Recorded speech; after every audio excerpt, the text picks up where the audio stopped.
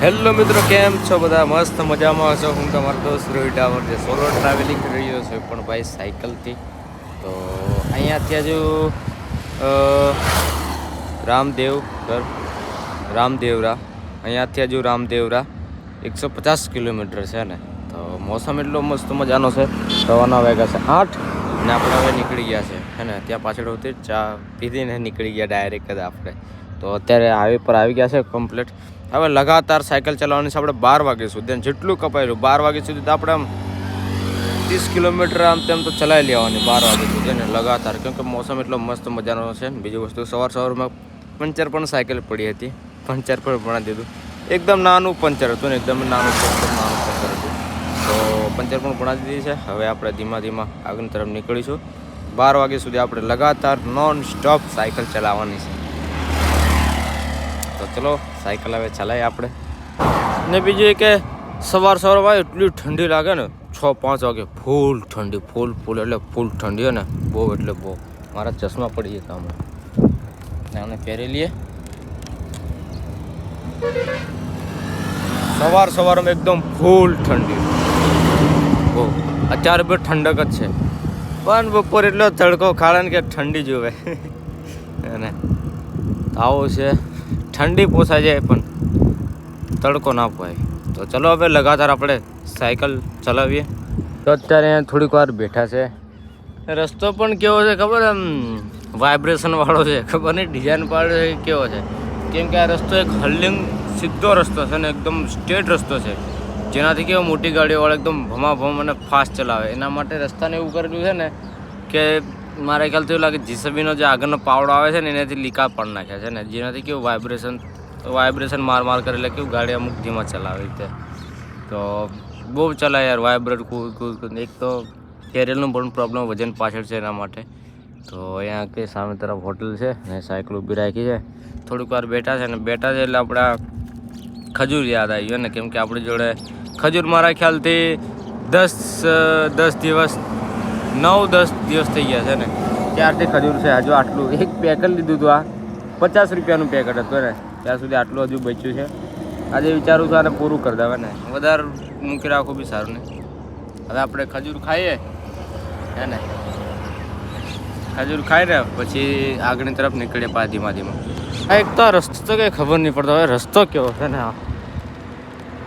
બધી બાજુ ઠેઠ સુધી મારા ખ્યાલથી લાગે ભાલેસર સુધી તો નહીં નવો રસ્તો. એવું લાગે આગળના જે જીસીબીનો પાવડો આવે છે ને, એ જ મારી દીધા છે ને પર રસ્તા પર. હા, ટોટલી. ચાલો ને એટલું વાઇબ્રેશન થાય, ધર વાઇબ્રેશન. હા, સાયકલ વધારે નહીં ચાલતી. હા, બોલાય 3 કિલોમીટર આવામાં પછી એકદમ સાયકલ નહીં ચાલતી. અને એક તો સવાર દિવસ છે મસ્ત મજાનો, સવારમાં આવા રસ્તા આવે તો પછી કંઈથી ચાલે.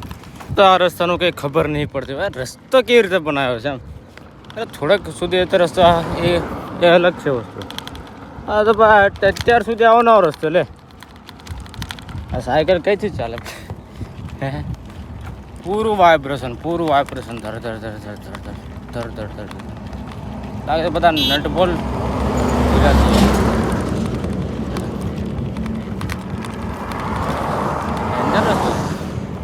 આ રસ્તો કેવી રીતે કર્યો છે ખબર નહીં. જ્યારે ભણાવતા છે ત્યારે કશાકથી કર્યો છે એવું લાગી. બધી બાજુ છે, વચ્ચેથી જ લગાવીને બધે અને ડિઝાઇન જ પાડી દીધી આવી રીતે છે.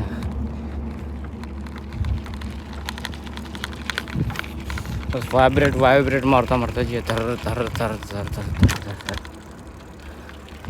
રસ્તો યાર ખરો છે. મેં કીધું ચાલો ને આગળ આવે તો મેં કીધું સારો રસ્તો આવે, આગળ આવે તો સારો રસ્તો આવે. કંઈથી આવે અહીં સુધી એમ લાગે થોડુંક એમ મસ્ત લાગે, પછી આગળ આવે એટલે પાછો આવ. રસ્તો છે જોરદાર. આવો રસ્તો બનાવે તો એક કારણ છે કે થોડી ગાડીઓ ધીમે ચાલે, પણ મોટી ગાડીને કંઈ ફરક ના પડે. આવો રસ્તાને વાળાને કંઈ ફરક પડે જેવો છે. પણ ખબર નહીં રસ્તો કેમ આવો બનાવ્યો છે કે ખબર નહીં. ખરાબ રસ્તો ખરાબ નહીં યાર, ડિઝાઇન વાળો ડિઝાઇન રસ્તામાં પણ ડિઝાઇન વાળો ચલો ડિઝાઇનવાળો રસ્તો તો પૂરો નહીં થાય, આપણે સાયકલ ખેંચી લઈએ, ચલાવીએ. હવે ભાઈ ગરમી ચાલવાને, હવે ગરમી. મંદિર છે, મંદિરની સાઈડમાં આવું સુવિધા મસ્ત પાણીનું આપે છે, ઠંડુ પાણી. પાણી આપણે આવી રીતે ભરીએ છીએ. પાણી એક તો પેટ્રોલ પંપના આવી રીતે જોવા જઈએ તો પાણી ભરીએ છીએ. પાણી ભરીને પીવીને પછી પાછા આગળની તરફ નીકળે પાછા. આ રસ્તો છે અમૃતસર ને બાલેસર જેસલમેર વાળો. રસ્તો મારા ખ્યાલથી લાગે છે એક્સપ્રેસ છે ને મેન, આ બાજુ વાળો. હા એક્સપ્રેસ નોટ અલાઉડ આ સાઈડ રસ્તા પર. આપણે આ રસ્તા પર જવું પડે ને, આ રસ્તા પર નહીં ચાલે, આ રસ્તા પર ચાલે આપણી સાયકલ.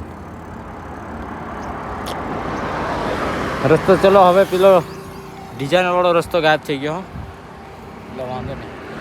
હવે મસ્ત મજાનો રસ્તો આવ્યો છે એટલે કાંઈ વાંધો નહીં. તો પાછળ એટલો રસ્તો એટલે ખરે ને પૂરી સાયકલ વાઇબ્રેશન થાય. બહુ હવે પાછો આવો રસ્તો આવ્યો છે.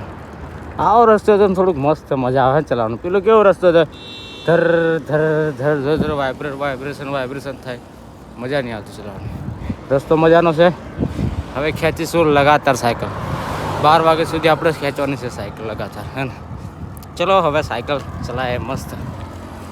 તો હવે તો ભાઈ નહીં ભણે ને, બહુ તાકાત કરી લીધી, બહુ એટલે બહુ 1 વાગ્યો છે ને. હવે તો આરામ કરવો પડશે, બાકી તો નહીં ભણે. હવે અહીંયા દુકાન છે સારી એવી મસ્ત મજાની, અહીંયા આરામ કરીશું. બાકી કોઈ મતલબ નહીં છે ને, વધારે રિસ્ક લઈને વધારે એ કરવાથી કોઈ મતલબ નહીં ભાઈ. પવન બી સામેથી આવવાનું, ગરમ ગરમ છે.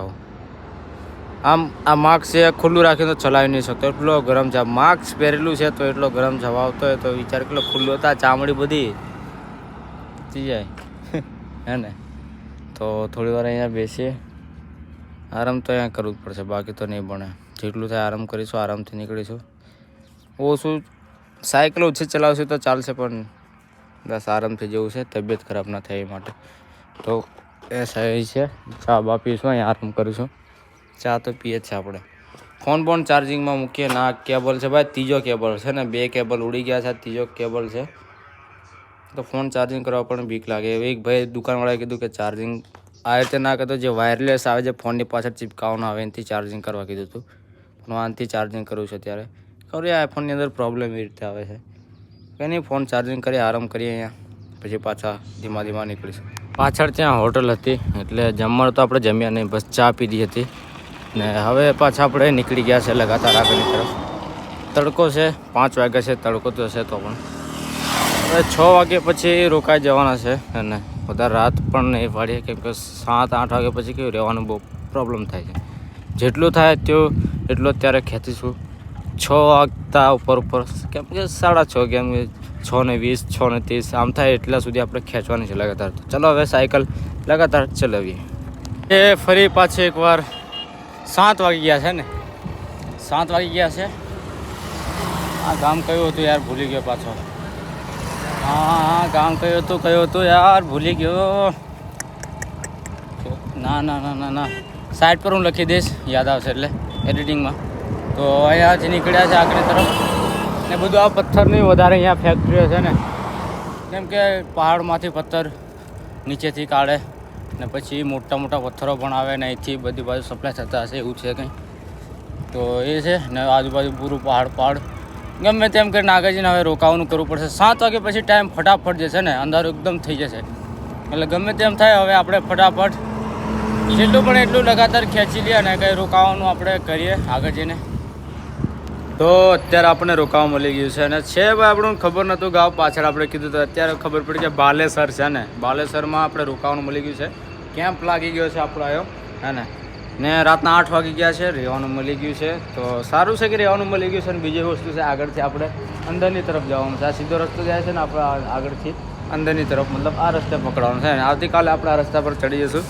આપણે જઈ રહ્યા છીએ દેવગઢ.